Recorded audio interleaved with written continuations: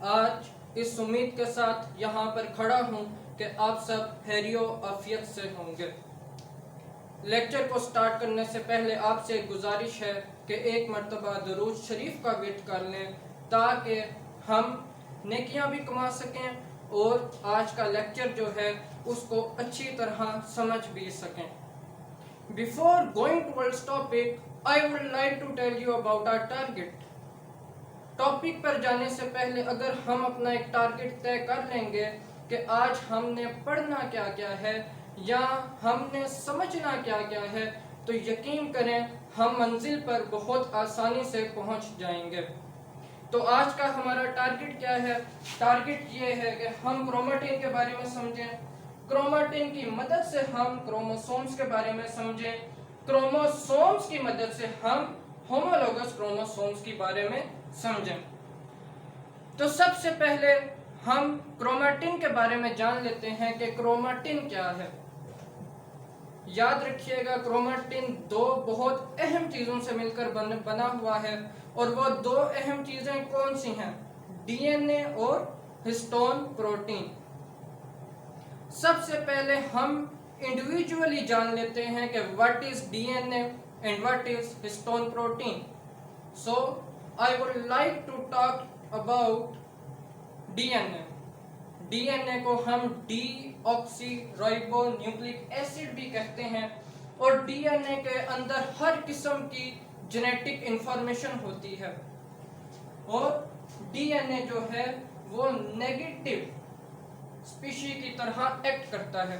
DNA जो है वो नेगेटिव स्पीशी की तरह एक्ट करता है। ये एक बहुत इम्पोर्टेंट जुज़्व है क्रोमेटिन पढ़ते हुए। जो नेगेटिविटी है ये हमें बहुत इम्पोर्टेंट इंफॉर्मेशन देगी। अब एक सवाल जहन में आपके उठ सकता है कि डीएनए नेगेटिव क्यों है? ये बहुत अच्छा सवाल है। अगर आपके जहन में ये स्ट्राइक करता है कि व्हाट इज डीएनए जो है वो नेगेटिव क्यों है, याद रखिएगा डीएनए फॉस्फेट ग्रुप की वजह से नेगेटिव है। अब हम चलते हैं हिस्टोन प्रोटीन की तरफ, लेकिन मैं आपको पहले एक बात याद करवाता चलूं कि हम इंडिविजुअली पढ़ रहे हैं। अभी हमने डीएनए के बारे में पढ़ा, फिर हम पढ़ेंगे what is histone protein. Now I am going towards histone protein कि हिस्टोन प्रोटीन क्या है। हिस्टोन प्रोटीन जो है वो एज अ पॉजिटिव स्पीशी के एक्ट करती है। ये हमेशा याद रखिएगा, हिस्टोन प्रोटीन जो है वो एज अ पॉजिटिव एक्ट करती है। अब आप एक माइंड में कॉन्सेप्ट बना लीजिए कि डीएनए नेगेटिव है, हिस्टोन प्रोटीन पॉजिटिव है। जब आपको पता है अपोजिट चीजें जो होती हैं वो एक दूसरे के पास आती हैं, ये कानून है, ये कुदरत का कानून है कि अपोजिट चीजें हमेशा एक दूसरे की तरफ अट्रैक्ट करती हैं। हिस्टोन प्रोटीन को हम डीएनए बाइंडिंग प्रोटीन भी कहते हैं। डीएनए बाइंडिंग प्रोटीन क्यों कहते हैं? हिस्टोन प्रोटीन जो है वो जब डीएनए के साथ बाइंड हो जाता है तो हम कहते हैं दिस इज अ क्रोमेटिन। अब हम समझ लेते हैं कि क्रोमेटिन क्या है। जब डीएनए और हिस्टोन प्रोटीन मिलेंगे तो हम उस स्ट्रक्चर को कह देंगे क्रोमेटिन। डीएनए नेगेटिव है, हिस्टोन प्रोटीन पॉजिटिव है, अपोजिट चार्जेस हैं। आपने फिजिक्स में पढ़ रखा है opposite charges attract each other, similar charges repel each other. ये फिजिक्स का लॉ है। लेकिन मैं अब आपको बताऊंगा कि हिस्टोन प्रोटीन जो है वो पॉजिटिव क्यों है। क्रोमेटिन तो हमने जान लिया। Chromatin, what is chromatin? Chromatin simple ये है कि जब डीएनए और हिस्टोन प्रोटीन एक दूसरे के साथ रैप्ट करते हैं तो हम उसको कह देते हैं क्रोमाटिन, और जो हमारे पास स्ट्रक्चर आता है हम उसको कहते हैं क्रोमाटिन। लेकिन अब हम चार्जेस की बात करते हैं। डीएनए के चार्ज की हमने बात कर ली कि वो फॉस्फेट की वजह से नेगेटिव है, लेकिन अब हिस्टोन प्रोटीन के बारे में जानते हैं कि हिस्टोन प्रोटीन क्यों पॉजिटिव स्पीशी की तरह एक्ट करता है। तो याद रखिएगा, ये आपने 9th में भी पढ़ रखा है, 10th में भी पढ़ रखा है, और 11वीं में भी आप ये पढ़ चुके हैं कि प्रोटीन्स जो हैं अमीनो एसिड से मिलकर बने होते हैं। प्रोटीन्स में 2 किस्म की अमीनो एसिड्स हैं, और उन 2 अमीनो एसिड्स का क्या नाम है? उन 2 अमीनो एसिड्स का नाम है आर्जिनिन और लाइसिन। अगर आपको यहाँ पर नजर आ रहा हो तो मैंने यहाँ पर लिख रखा है आर्जिनिन और लाइसिन। आर्जिनिन और लाइसिन जो हैं ये बेसिक अमीनो एसिड्स हैं, और ये ओवरऑल हिस्टोन प्रोटीन्स को पॉजिटिव चार्ज दे देते हैं, और इसलिए हिस्टोन प्रोटीन्स जो हैं एज अ पॉजिटिव एक्ट करते हैं।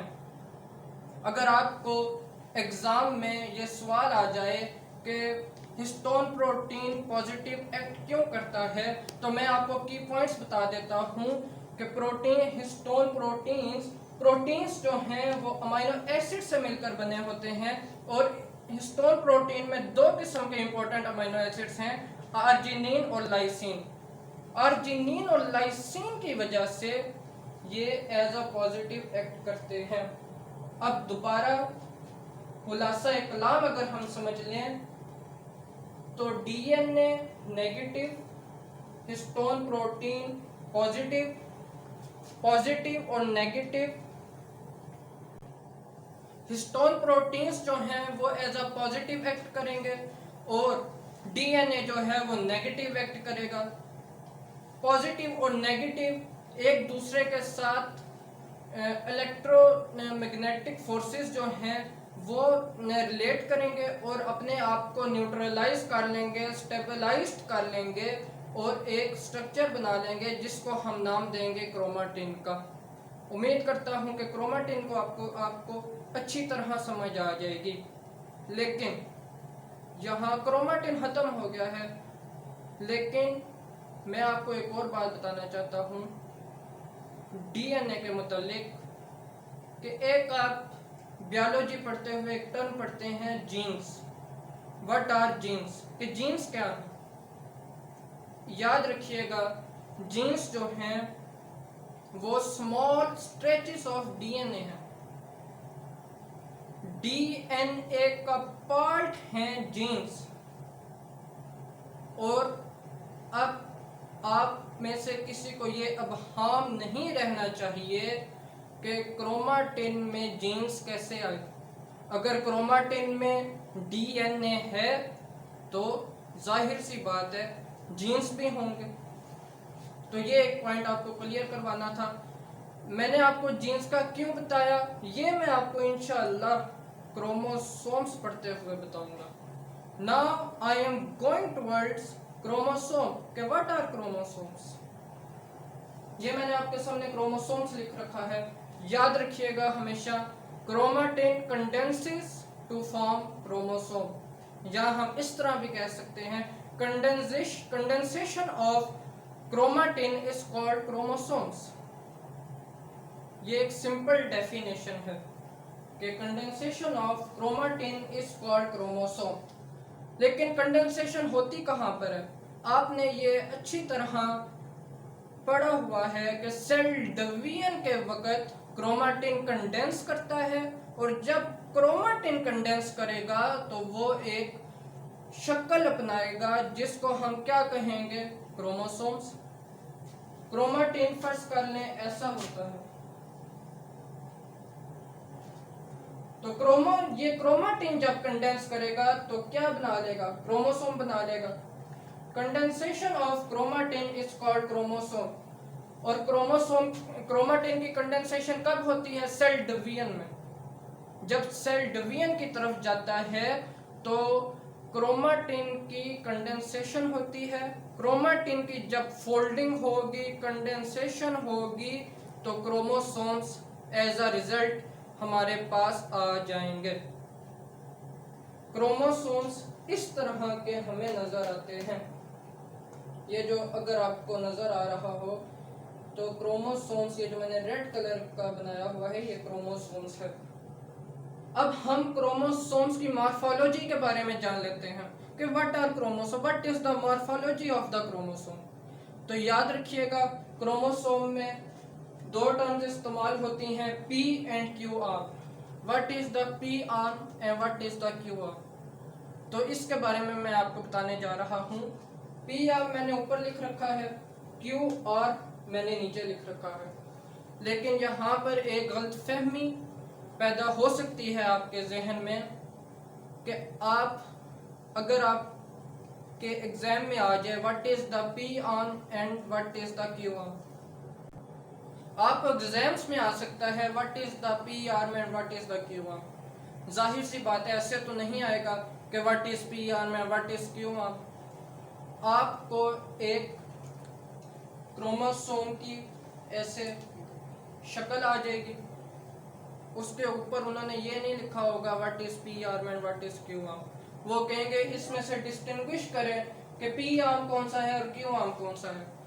ज्यादातर स्टूडेंट्स क्या करते हैं, पढ़ा होता है कि पी आर्म जो है वो ऊपर है, ऊपर वाले को पी आर्म कहते हैं, नीचे वाले को क्यू आर्म कहते हैं। या कई टीचर्स ने ऐसे क्रोमोसोम बनाया होता है और ऊपर लिखते हैं पी आर्म और नीचे लिख देते हैं क्यू आर्म। और इससे जो स्टूडेंट्स हैं वो खुलासा ये निकाल लेते हैं कि पी और क्यू आर्म जो हैं वो लोकेशन पर बुनियाद करते हैं, लेकिन ये बात बिल्कुल गलत है। हमेशा क्रोमोसोम में पी आर्म जो होगा वो स्मॉल वाला होगा। जो क्रोमोसोम अगर ये बना हुआ है तो जो स्मॉल लूप होगा उसे हम पी आर्म कहेंगे और जो लॉन्ग लूप होगा उसको हम क्या कहेंगे, क्यू आर्म।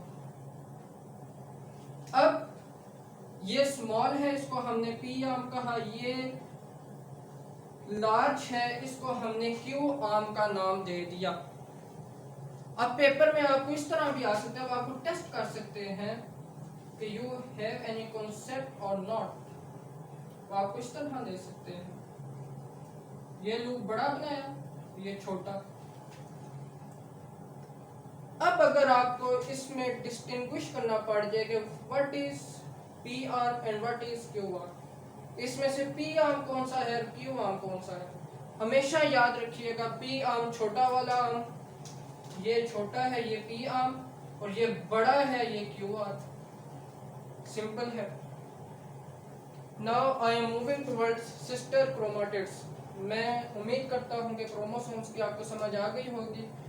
तो अब हम सिस्टर क्रोमेटिड्स के बारे में जान लेते हैं कि what are the sister chromatids. लेकिन सिस्टर क्रोमेटिड्स की तरफ मूव करने से पहले मैं आपको एक और बात याद करवाना चाहूँगा कि सेल डिवीजन के एक हिस्से में इंटरफेस में क्रोमोसोम्स जो हैं वो अपनी डुप्लीकेशन करते हैं, और जिस फेज में क्रोमोसोम्स अपनी डुप्लीकेशन कर लेते हैं उसको हम क्या नाम देते हैं, एस फेज का। एस फेज में क्रोमोसोम्स अपनी डुप्लीकेशन करेंगे और इस तरह के हो जाएंगे। ये सिंगल क्रोमोसोम था, इसमें दो क्रोमेटिड्स थे, इनको तो छोड़ दें। जब ये आगे एस फेज में जाएंगे, एस फेज में जब ये रेप्लिकेट करेंगे तो ये इस तरह का क्रोमेटिड बिल्कुल अपने साथ एक और कायम कर लेंगे। तो क्रोमोसोम जो है वो कुछ इस तरह की शक्ल इख्तियार कर लेगा। उम्मीद करता हूँ ये आपको नजर आ रहा होगा। क्रोमोसोम जो है वो कुछ इस तरह का अपनी शक्ल इख्तियार कर लेगा और हम उसको क्या नाम दे देंगे, सिस्टर क्रोमेटिड्स का। जब ये दो क्रोमेटिड्स नजर आ रहे हों तो इन दो क्रोमेटिड्स को कलेक्टिवली हम कह देंगे सिस्टर क्रोमेटिड्स। और ये क्रोमेटिड्स किन के साथ मिले होते हैं, सेंट्रोमियर के साथ। तो एक दफ़ा सिस्टर क्रोमाटिड्स जो है वो आप एक दफ़ा दोबारा रिव्यू कर लीजिए कि what is sister chromatid. Sister chromatid में क्या होगा, sister chromatids, what are sister chromatids. सबसे पहले ये समझें, क्रोमोसोम्स जो हैं वो जब इंटरफेस में जाएं, इंटरफेस में क्रोमोसोम्स जो हैं वो डुप्लीकेट हो जाएंगे। और डुप्लीकेशन ऐसे होंगे, डुप्लीकेशन ये है कि पहले सिंगल क्रोमाटिड था, अब 2 क्रोमाटिड आ गए और इसको हम क्रोमोसोम का नाम ही देंगे। ये हैं क्रोमोसोम्स ही, लेकिन यहाँ पर शर्त क्या लगी है, क्रोमोसोम ने अपनी डुप्लीकेट कॉपी साथ बिल्कुल बना ली है। और ये जो 2 लूप्स हैं, ये जो 2 क्रोमाटिड्स हैं, इनको कलेक्टिवली हम कहते हैं सिस्टर क्रोमाटिड्स। और ये जो सिस्टर क्रोमाटिड्स हैं ये सेंट्रोमियर के साथ अटैच हुए होते हैं। अब हम जानते हैं व्हाट इज सेंट्रोमियर। उम्मीद करता हूँ सिस्टर क्रोमाटिड्स की आपको समझ आ गई होगी। Now I am moving toward centromere. Centromere का बड़ा अहम फंक्शन है, इसलिए मैं आपको बताने जा रहा हूँ कि सेंट्रोमियर क्या है। Attachment of the spindle fibres. Centromere के साथ स्पिंडल फाइबर्स की अटैचमेंट होती है। कहाँ पर होती है ये मैं अब आपको बताता हूँ। अगर आप याद रखें, अगर आपको याद हो तो हमने माइटोसिस पढ़ा था और माइटोसिस के प्रोफेस में हमने कहा था माइटोटिक ऑपरेटस जो है वो ऑर्गेनाइज्ड होता है। अब यहाँ पर जानते हैं कि माइटोटिक ऑपरेटस क्या है। माइटोटिक ऑपरेटस 3 चीज़ों से मिलकर बना था, aster fibres, polar microtubules and kinetochore fibres. वहाँ पर जो काइनेटोकोर फाइबर्स हैं वो सेंट्रोमियर के साथ अटैच होंगे माइटोसिस में। अब सेंट्रोमियर का क्या फंक्शन हुआ कि ये अपने साथ स्पिंडल फाइबर्स को अटैच कर लेता है। ये एक फंक्शन की आपको समझ आ गई।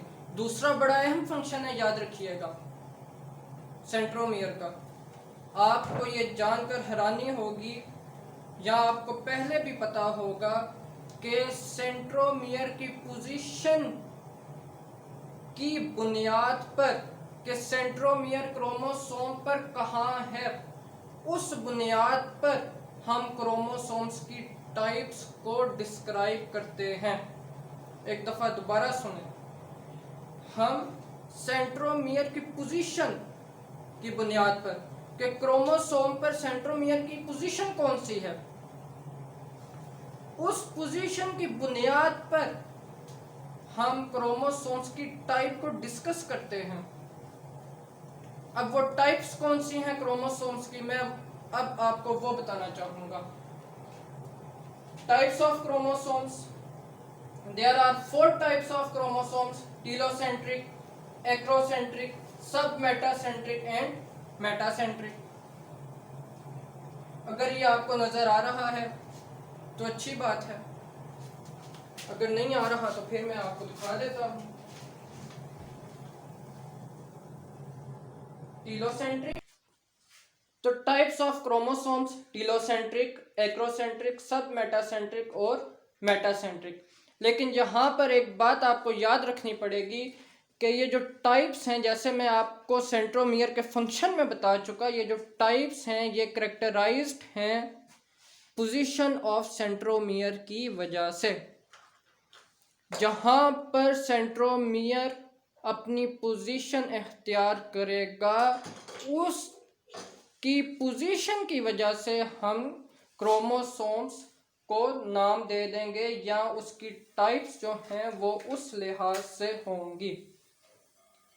टीलोसेंट्रिक, यहाँ पर सेंट्रोमियर जो है वो बिल्कुल क्रोमाटिड के पोल पर होता है, बिल्कुल इस तरह जैसे आपको नजर अगर आ रहा हो तो सेंट्रोमियर जो है क्रोमाटिड के बिल्कुल पोल पर है, तो हम इसको नाम दे देते हैं टीलोसेंट्रिक का। एक्रोसेंट्रिक में क्या होता है, सेंट्रोमियर जो है वो थोड़ा सा पोल से बिसाइड होता है, पीछे होता है, इसलिए हम इसको नाम दे देते हैं एक्रोसेंट्रिक का। सब मेटासेंट्रिक क्या है, अगर मैं आपको पहले मेटा का मतलब बताऊं, मेटा का मतलब होता है बिटवीन, बिल्कुल दरमियान में। सब का क्या मतलब होगा, दरमियान से जरा ऊपर,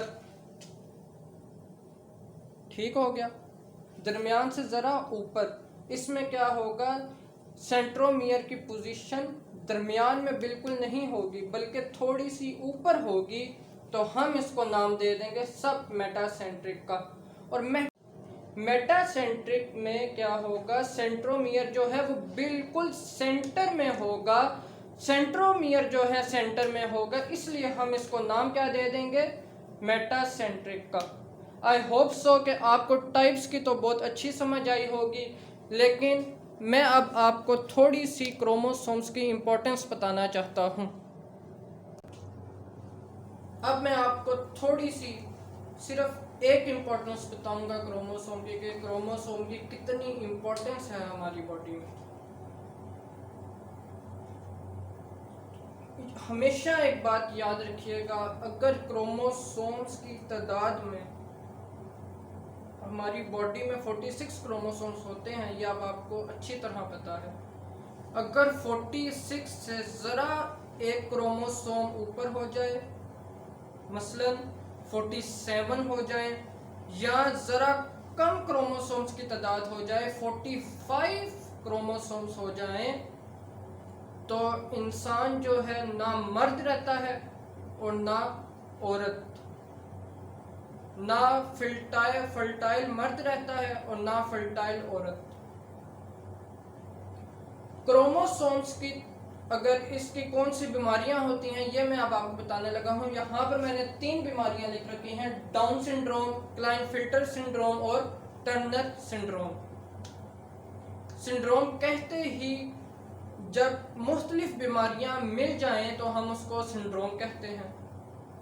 डाउन सिंड्रोम का हल्का सा मैं आपको बताता हूँ। डाउन सिंड्रोम में क्या होगा, क्रोमोसोम्स की तादाद जो है वो ज़्यादा हो जाएगी, 21st पेयर ऑफ क्रोमोसोम जो है वो आगे सेग्रीग्रेट नहीं करेगा, आगे तकसीम नहीं होगा जाइगोट में, तो इसकी वजह से मेंटल रिटार्डेशन, फिजिकल और नर्वस डिसऑर्डर्स होते हैं।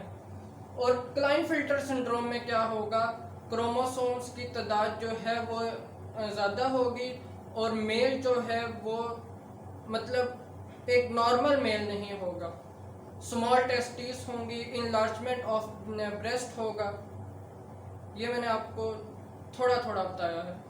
और टर्नर सिंड्रोम जो है वो क्रोमोसोम्स, एक क्रोमोसोम अगर मिस हो, टोटल जो है 46 क्रोमोसोम्स है ना, तो 46 ना हो 45 हो, तो टर्नर सिंड्रोम जो बीमारी है वो होती है। तो ये अब हमने क्रोमोसोम्स की इंपॉर्टेंस पढ़ ली। Now I am moving toward homologous chromosome. अब मैं आपको बताऊंगा कि what is homologous chromosome. Now I am going towards the homologous chromosomes. कि होमोलोगस क्रोमोसोम्स क्या हैं, अब हम इसके बारे में पढ़ेंगे। लेकिन होमोलोगस क्रोमोसोम्स को जानने के लिए हमें ये पता होना चाहिए कि ज़ाइगोट की फॉर्मेशन कैसे होती है। What is the formation of zygote. वैसे तो अगर आप बायोलॉजी 9th की भी पढ़ते हैं या आप 10th क्लास के भी स्टूडेंट्स हैं, तो आपको अच्छी तरह पता है जहाँ पर भी ज़ाइगोट बनता है 2 अमल ज़रूर होते हैं। स्पर्म्स, ये फर्स्ट का स्पर्म्स है, और ये एग, ये जब एक दूसरे के साथ फ्यूज करेंगे तो जो हमारे पास रिजल्ट आएगा, उस रिजल्ट को हम क्या नाम देंगे, ज़ाइगोट का। ह्यूमंस में ज़ाइगोट की फॉर्मेशन कैसे होती है, बिल्कुल ऐसे ही तो होती है कि कि मेल की तरफ से स्पर्म्स, फीमेल्स की तरफ से एग्स, जब इन दोनों की फ्यूजन हुई, ये दोनों फ्यूज हुए, तो सामने क्या आया? जाइगोट आया। मैंने आपके सामने लिख रखा है formation of zygote. Sperms, eggs, they both fuse with each other and form zygote। अगर हम ह्यूमंस की बात करें तो स्पर्म्स आए मेल से, तो स्पर्म्स में कितने क्रोमोसोम्स होंगे? 23 क्रोमोसोम्स जो हैं वो मेल से आएंगे और 23 क्रोमोसोम्स जो हैं फीमेल से आएंगे। और ये क्रोमोसोम्स जो हैं ये स्पर्म्स में मौजूद होते हैं। 23 क्रोमोसोम्स स्पर्म्स में होंगे और 23 क्रोमोसोम्स एक्स में होंगे। जब ये दोनों स्पर्म्स और एक्स फ्यूज करेंगे तो क्रोमोसोम्स भी तो साथ जाएंगे, तो ये जाइगोट बनाएंगे। और जाइगोट में कितने टोटल क्रोमोसोम्स हो जाएंगे? ह्यूमंस में 46 क्रोमोसोम्स। आपको इस बात की उम्मीद करता हूँ समझ आ गई कि जाइगोट की फॉर्मेशन कैसे होती है। अब एक और बात जो है वो जानना बहुत ज़रूरी है कि complete set of 23 chromosomes either in the sperms और either in the egg known as genome के 23 सेट्स ऑफ क्रोमोसोम्स जो कहाँ से आ रहे हैं? स्पर्म्स में से। उस टोटल सेट को हम कहते हैं जीनोम, उस एक सेट को। और जो 23 क्रोमोसोम्स एक्स से आ रहे हैं और उस टोटल सेट को हम कहते हैं जीनोम। इस बात की आपको समझ आ गई? ठीक हो गया। और इस जीनोम को हम रिप्रेजेंट करते हैं n नंबर से। इस जीनोम को हम रिप्रेजेंट करते हैं n नंबर से। यहाँ पर एक और कॉन्सेप्ट जो है वो मैं आपको बताना चाहूँगा, कॉन्सेप्ट के बारे में बताना चाहूँगा कि व्हाट इज़ द कॉन्सेप्ट। तो अब मैं आपको एक कॉन्सेप्ट क्लियर करवाना चाहूँगा और वो कॉन्सेप्ट क्या है? हैप्लॉइड और डिप्लॉइड। आप जब बायोलॉजी पढ़ते हैं तो ये आप हर जगह, हर तीसरे चैप्टर में, हर चौथे चैप्टर में, हर 17वें चैप्टर में, हर पहले चैप्टर में आप हैप्लॉइड और डिप्लॉइड के बारे में ज़रूर पढ़ते हैं। वहाँ तो आप ज़रूर पढ़ते हैं जहाँ पर आप सेक्सुअल रिप्रोडक्शन के बारे में पढ़ रहे हों, वहाँ पर तो ये टर्म ज़रूर आती है, हैप्लॉइड और diploid. Now I am going to tell you about what is haploid and what is diploid in humans. यहाँ पर मैंने आपको बताया कि एक कंप्लीट सेट जो क्रोमोसोम्स का है स्पर्म्स में, उसको हम क्या कहते हैं? जीनोम। एक कंप्लीट सेट ऑफ क्रोमोसोम्स जो एक्स में है उसको हम क्या कहते हैं? जीनोम। और जीनोम को हम किस से रिप्रेजेंट करते हैं? n से रिप्रेजेंट करते हैं। जीनोम को हम n से रिप्रेजेंट करते हैं। अब एक बात याद रखिएगा, 1n को हम हैप्लॉइड कहते हैं। 1n को यहाँ पर ये हैप्लॉइड लिखने लगा था, 1n को हम हैप्लॉइड कहते हैं। अगर यहाँ पर आपको क्लियर नजर आ जाए, 1n को हैप्लॉइड और 2n को डिप्लॉइड। डाई का मतलब ही 2 होता है। 2n को हम कहेंगे डिप्लॉइड। 1n को हैप्लॉइड और 2n को डिप्लॉइड। अब खुलासा कलाम क्या हुआ कि स्पर्म्स जो हैं या स्पर्म्स जो हैं वो, अब अगर आपसे कोई पूछे व्हाट स्पर्म्स जो हैं हैप्लॉइड हैं या डिप्लॉइड है, तो आपको सोचे समझे बगैर आपके माइंड में रिफ्लेक्स एक्शन होना चाहिए और उस रिफ्लेक्स एक्शन के नतीजे में आपको फ़ौरन जवाब देना चाहिए जो स्पर्म्स हैं वो हैप्लॉइड हैं और एग जो हैं वो भी हैप्लॉइड हैं। लेकिन अगर आपसे कोई ये पूछ ले कि जाइगोट क्या है, हैप्लॉइड है या डिप्लॉइड है, तो फ़ौरन उसी रिफ्लेक्स एक्शन के नतीजे में ही आपको कहना चाहिए कि जाइगोट जो है डिप्लॉयड है। इसमें 2n कैसे हैं 23 क्रोमोसोम्स आए, स्पर्म से 23 क्रोमोसोम्स आए, एक्स से 1n स्पर्म्स, 1n एक्स, 1 और 1 2, 2n, और 2n को हम डिप्लॉयड कहते हैं। तो जाइगोट क्या हुआ, डिप्लॉयड हुआ। ये आपको समझ आ गई, अल्लाह का शुक्र है। Now I am moving toward my homologous chromosomes. के होमोलोगस क्रोमोसोम्स क्या हैं, ये मैंने लिख रखा है, लिखने लगा था लेकिन मैंने देखा कि मैंने लिख रखा है। ये मेल से 23 क्रोमोसोम्स, ये फीमेल से 23 क्रोमोसोम। ये 23 क्रोमोसोम्स जो हैं मेल से आए हुए हैं, ये 23 क्रोमोसोम्स जो हैं ये फीमेल से आए हुए हैं। ठीक हो गया। अब अगर बात की जाए मेल्स में कितने होमोलोगस क्रोमोसोम्स हैं, तो ये तो मैं आपको बाद में बताऊंगा, लेकिन अब हम पढ़ते हैं कि व्हाट इज होमोलोगस क्रोमोसोम्स।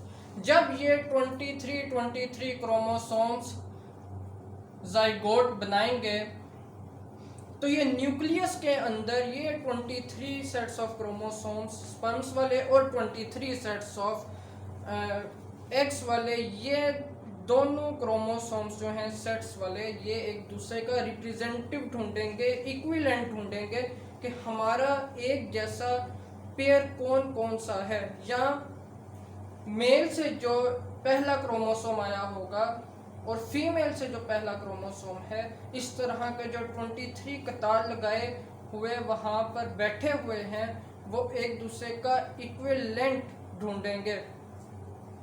तो जब वो इक्विवेलेंट ढूंढ लेंगे तो वो एक दूसरे के साथ पेयर कर लेंगे, और जब पेयरिंग करेंगे तो हम उन क्रोमोसोम्स को जो एक दूसरे के साथ पेयर हुए होंगे, जो एक दूसरे उन्होंने पेयरिंग इसलिए ही की है कि वो बिल्कुल एक जैसे हैं, साइज में भी, शेप में भी, कैरेक्टरिस्टिक्स में भी।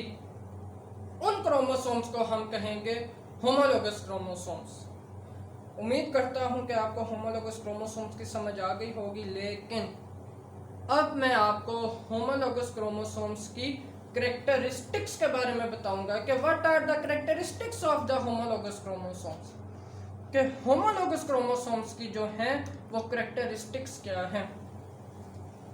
ये मैंने कुछ कैरेक्टरिस्टिक्स लिख रखी हैं, लेकिन याद रखिएगा यहाँ पर एक और पॉइंट, जो स्टूडेंट्स हैं वो अक्सर कंफ्यूज हो जाते हैं कि 23 क्रोमोसोम्स जो हैं वो मेल से आए हुए हैं, 23 क्रोमोसोम्स जो हैं वो फीमेल से आए हुए हैं। ये तो बात बिल्कुल अटल है, लेकिन कई स्टूडेंट्स जो हैं वो ये समझने लग जाते हैं कि 23 क्रोमोसोम्स जो हैं वो आपस में पेयरिंग क्यों नहीं करते। आपस में पेयरिंग मतलब ये 23 है, जो पहले वाला वो दूसरे से कर ले, पेयरिंग कर ले, दूसरे वाला जो है वो तीसरे वाले से पेयरिंग कर ले, तो ऐसे भी होमोलोगस क्रोमोसोम्स तो बन जाते हैं। इसके दो पॉइंट्स हैं जो मेरे मुताबिक कि ये एक दूसरे के साथ पेयरिंग नहीं करते। क्यों? इसकी सबसे बड़ी वजह यह है कि आपको अच्छी तरह पता है क्रोमोसोम्स जो हैं साइज में वेरी करते हैं। अगर 23 क्रोमोसोम्स हैं, जो पहले वाला क्रोमोसोम है वो दूसरे से मुख्तलिफ है, साइज में भी, शेप में भी। याद रखिएगा, ये मेल की बात है, फीमेल में भी बिल्कुल ऐसे ही है कि क्रोमोसोम्स जो हैं 23 वो एक दूसरे से मुख्तलिफ हैं, लेकिन जब वो जाइगोट में जाएंगे तो 23 क्रोमोसोम्स जो मेल में से आए हुए हैं, जो 23 क्रोमोसोम जो फीमेल से आए हुए हैं, कुछ तो क्रोमोसोम्स होंगे ऐसे जो मेल वाले और फीमेल वाले एक दूसरे से मिलते जुलते होंगे या एक बिल्कुल आइडेंटिकल होंगे। वो जो क्रोमोसोम्स आइडेंटिकल हैं वो एक दूसरे के साथ पेयरिंग कर लेंगे, और उस पेयरिंग वो जो क्रोमोसोम्स हैं जो पेयरिंग करेंगे, उन क्रोमोसोम्स को हम क्या नाम दे देंगे? Homologous chromosomes. ये एक पॉइंट क्लियर आपको करवाना था। कैरेक्टरिस्टिक्स क्या है? अब कैरेक्टरिस्टिक्स की तरफ चलते हैं। ये सिमिलर इन साइज होते हैं, सिमिलर इन शेप होते हैं, और इन पर नेचर ऑफ जीन्स एक जैसी होती है। ये हमेशा याद रखिएगा। और एक एग्जाम में बड़ा इंपॉर्टेंट सवाल आ जाता है homologous chromosomes are similar and identical and also non-identical. Comment on it कि ये कई दफ़ा आइडेंटिकल भी होते हैं और कई दफ़ा आइडेंटिकल नहीं भी होते, इस पर कमेंट करें। तो कई स्टूडेंट्स जो हैं यहाँ पर परेशान हो जाते हैं कि ये अब इसका क्या जवाब दें, लेकिन मैं आपको समझा दूंगा, आपने फिक्र नहीं करनी। ये सुनने के बाद आप इंशाल्लाह एबल हो जाएंगे कि आप होमोलोगस क्रोमोसोम्स को अच्छी तरह समझ जाएंगे, ये आइडेंटिकल कैसे हैं और नॉन आइडेंटिकल कैसे हैं। ये मैंने कुछ मॉडल बना रखे हैं, ये अगर आपको मॉडल नज़र आ रहे हो, ये अगर आपको कैमरे में नज़र आ रहा हो, ये फीमेल से क्रोमोसोम आया हुआ है और ये मेल से आया हुआ। तो ये मैंने दो मॉडल्स बनाए हुए हैं। किस लिए बनाए हैं? ताकि आप होमोलोगस क्रोमोसोम के बारे में डिटेल से समझ जाएं और कोई सवाल और क्यूरियोसिटी जो आपके जहन में है होमोलोगस क्रोमोसोम के बारे में बाकी ना रहे। ये पहला क्रोमोसोम फीमेल से आया हुआ है जो, और ये पहला क्रोमोसोम मेल से आया हुआ है। इन दोनों ने आपस में पेयरिंग की हुई है। पेयरिंग की क्या बुनियाद है? ये फीमेल वाला क्रोमोसोम और ये मेल वाला क्रोमोसोम ये एक दूसरे को समझते नहीं बल्कि हैं भी इक्विवेलेंट हैं, सेम इन साइज हैं, सेम इन शेप हैं, नेचर ऑफ जीन जो है वो एक जैसी है, इसलिए हमने इसको नाम दे दिया है होमोलोगस क्रोमोसोम का। अब मैं आपको बताता हूं कि होमोलोगस क्रोमोसोम्स जो हैं वो आइडेंटिकल भी होते हैं और नॉन आइडेंटिकल भी होते हैं। कैसे? आपको पता है ये अगर क्रोमोसोम जो है एक पेयर है, ये जो क्रोमोसोम का होमोलोगस पेयर है ना, तो ये मदर से एक क्रोमोसोम आया हुआ है और ये फादर से आया हुआ है। इनके ऊपर जीन्स भी होंगी, मुख्तलिफ किस्म की जीन्स होंगी, जाहिर सी बात है। लेकिन नेचर ऑफ जीन हम करेक्टरिस्टिक्स में पढ़ चुके हैं, होमोलोगस क्रोमोसोम में नेचर ऑफ जीन एक जैसी होती है। तो अब यहाँ पर समझ लें कि यहाँ पर जो जीन की पोजीशन है मेल वाले क्रोमोसोम्स पर, या जो फादर से आया हुआ है उसमें, और जो मदर से आया हुआ है, यहाँ पे हम कर रहे हैं, कोई बात करना ही है ना। तो यहाँ पर जो मदर वाली जीन है वो भी बिल्कुल दोनों की सेम पोजीशन होगी। अगर यहाँ पर जीन फादर में पड़ी हुई है या मेल में पड़ी हुई है, तो यहाँ पर भी उसी पोजीशन पर जीन जो है मदर वाले में भी पड़ी होगी जीन की। ठीक हो गया, जीन्स की पोजीशन दोनों में सेम होगी। अब हम ये अज्यूम कर लेते हैं, हम अपने से ये बात को अहस कर लेते हैं कि फर्ज कर लें ये एक होमोलोगस क्रोमोसोम का पेयर है। ठीक हो गया, इसमें जो जीन्स हैं वो आई कलर की हैं, नेचर है ना, आई कलर जो है वो नेचर है। तो यहाँ पर भी जो जीन है वो आई कलर की है। मैं क्या कहते हैं पेरेंट में, या मैं यहाँ पर जो है वो बार बार अपनी जो डाइवर्जेंस हो जाती है मेरे जहन में, ये फादर वाला है और ये मदर वाला है। अब बिल्कुल क्लियर, अब आपको भी क्लियर हो जाएगा इंशाल्लाह। ये जो जीन है फादर वाले में आई कलर की, यहाँ पर जो मदर से क्रोमोसोम आया होगा यहाँ पर भी जीन जो होगी वो आई कलर वाली होगी और दोनों सेम पोजीशन पर होंगे। सेम पोजीशन का क्या मतलब है? सेम पोजीशन का यह मतलब है कि अगर फादर में आई कलर का जो जीन है वो इधर पड़ा है तो मदर का भी उसके बिल्कुल सामने होगा। ये नहीं होगा कि फर्ज करें यहाँ पर आई कलर की होगी मदर में, ऐसे नहीं होगा। जब आपको बात समझनी पड़नी है कि बिल्कुल इक्विवेलेंट होगा। अगर फादर में ने जीन जो है वो आई कलर का यहाँ पर है तो मदर में भी आई कलर का जीन जो है बिल्कुल फादर के इक्विवेलेंट होगा। इन दोनों में जीन की पोजीशन सेम होगी और जीन की जो नेचर है, यानी जीन अगर आई कलर का है तो फादर में भी आई कलर का होगा और मदर में भी आई कलर वाला जीन होगा। ये बात आपको समझ आ गई मैं उम्मीद करता हूँ। लेकिन यहाँ पर एक और बहुत बड़ा पॉइंट है। वो पॉइंट क्या है?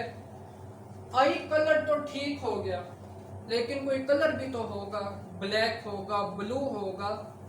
अब यहाँ पे नॉन आइडेंटिकल की तरफ मैं जा रहा हूँ कि होमोलोगस क्रोमोसोम्स जो हैं वो नॉन आइडेंटिकल कैसे हैं, ये मैं अब आपको बताने जा रहा हूँ। लेकिन इसलिए ये बात बड़े ध्यान से सुनिएगा कि ये नॉन आइडेंटिकल कैसे है। होमोलोगस क्रोमोसोम पर आई कलर वाली जीन पड़ी हुई है, ठीक हो गया। लेकिन आई का कोई कलर भी तो होता है, जैसे मैंने पहले बता चुका हूँ, या ब्लैक होगा या ब्राउन होगा, ठीक हो गया। फर्स्ट कर लें फादर में जो आई कलर की जीन है वो ब्लैक है, मदर में जो आई कलर की जीन है वो भी ब्लैक है।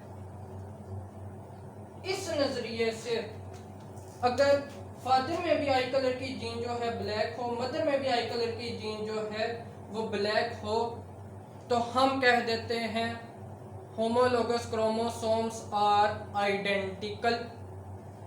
आइडेंटिकल की आपको समझ आ गई, बड़े क्लियर एंड कट अल्फाज में मैंने आपको बताया, रिपीट करने की जरूरत नहीं है। अब नॉन आइडेंटिकल कैसे हैं, इसका बिल्कुल वाइस वर्सा कर लें। वाइस वर्सा नहीं, इसका अपोजिट कर लें। वाइस वर्सा तो कुछ और होता है, चलें उसकी मैं नहीं आपको बताऊंगा। लेकिन नॉन आइडेंटिकल कैसे होते हैं होमोलोगस क्रोमोसोम्स? मदर में ब्लू कलर है आई का, फादर में ब्लैक है। आई का कलर डिफरेंट है, इसलिए हम इसको कहते हैं नॉन आइडेंटिकल। आइडेंटिकल की भी समझ आ गई, नॉन आइडेंटिकल की भी समझ आ गई, अल्हम्दुलिल्लाह। अब दो ऐसी टर्म्स हैं जो हम समझेंगे, और वो दो टर्म्स कौन सी हैं? वो हैं अलील, और अलील है एक है लोकस। हम ये बहुत जो जेनेटिक्स है ना, जेनेटिक्स याद रखिएगा। एक और पॉइंट जहन में आ गया, पहले मैं प्री प्लान नहीं था करके आया, लेकिन ये मेरे जहन में आ गया, ये मैं अब आपको बताऊंगा कि होमोलोगस क्रोमोसोम्स जब तक आप नहीं ना पढ़ते तो यकीन इस बात का कर लें कि आप जेनेटिक्स को एंजॉय करके नहीं पढ़ सकते। जेनेटिक्स और वेरिएशन एंड जेनेटिक्स जो है एक चैप्टर है, उसको आप एंजॉय करके नहीं पढ़ सकते, आपको उसकी कुछ समझ नहीं आएगी। जेनेटिक्स का जब आप चैप्टर पढ़ रहे होते हैं, वहां पर आप दो क्या कहना चाहिए टर्म्स पढ़ते हैं, एक है अलील और एक है locus. And what is allele, what is locus, topic भी हाथ लगा हुआ है, और अब हम उनको भी क्लियर कर देंगे कि what is locus and what is allele. Locus तो ऐसा आसान है कि कभी भूलता ही नहीं। सवाल पेपर में अगर आया हो ना, what is locus and draw the diagram, और वो चौथा सवाल हो, तो पहला दूसरा तीसरा स्टूडेंट छोड़कर पहले लोकस का करते हैं। क्यों? लोकस है ही बहुत आसान। लोकस किसे कहते हैं? होमोलोगस क्रोमोसोम्स पर जीन्स की लोकेशन को, जीन्स की लोकेशन है ना, ये तो मैंने आपको एक जीन बताया है, आई कलर वाला जीन है। यहाँ पर आगे हाइट वाला जीन भी होगा, यहाँ पर आकर आपके जो फेशियल रंग है, जो फेशियल की रंगत है, उसका भी कलर, उस कलर वाली भी जीन होगी, ठीक है। ये एक लोकेशन है ना, होमोलोगस क्रोमोसोम पर लोकेशन है जीन की, इस लोकेशन को हम कहते हैं लोकस। अब ये तो ठीक हो गया कि जीन की जो लोकेशन है उसको हमने कह दिया लोकस। लेकिन अब मैंने ये क्यों कहा अगर चौथा सवाल आया हो लोकस तो पहले वो करते हैं, इसकी क्या वजह है? क्योंकि रट्टा बड़ा अच्छा लगवाया जाता है कि लोकस को याद कैसे रखा जाए। कैसे मैं ये आपको बताने लगा हूँ। एल से लोकेशन, एल से locus, location of gene on the chromosome is called locus. इतना ये आसान है। उम्मीद करता हूँ आपको लोकस की तो अच्छी समझ आ गई होगी। लेकिन now I am moving toward allele. Allele क्या है, अलील के बारे में समझते हैं कि what is allele. What is allele. अब हम अलील के बारे में जानते हैं कि अलील क्या है। मैं आपको पहले बता चुका कि होमोलोगस क्रोमोसोम पर यहाँ पर अगर मदर में जीन जो है आई कलर की है तो फादर में भी बिल्कुल सामने आई कलर वाली जीन होगी। तो ये भी जीन जो है ये पेयर बना रही है ना, जीन पेयर्स में है। एक मदर वाली जीन है, एक फादर वाली जीन है, जीन्स भी एक जैसी हैं। इन पेयर जो ये जो जीन का पेयर है इसको हम अलील कहते हैं। पेयर ऑफ या पेयर ऑफ जीन पेयर नहीं, पेयर होता हुई है जो मैंने आपको बताया। लेकिन यहाँ पर जो वर्डिंग आप इस्तेमाल करेंगे वो कौन सी करेंगे, पार्टनर ऑफ। पार्टनर हमेशा दो होते हैं, अकेला पार्टनर नहीं होता, ये याद रखें। फादर वाला जीन आई कलर वाला जीन आया हुआ है, मदर में से आई कलर वाला जो जीन है वो भी मौजूद है।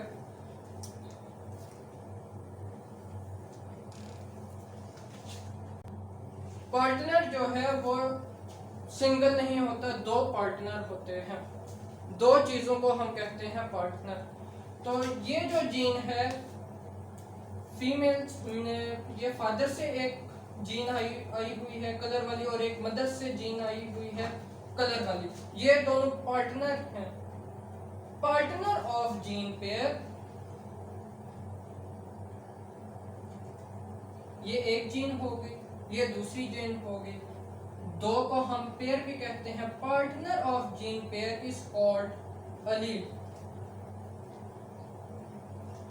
आई होप सो आपको समझ आई होगी। अस्सलामु अलैकुम वरहमतुल्लाहि वबरकातुहू।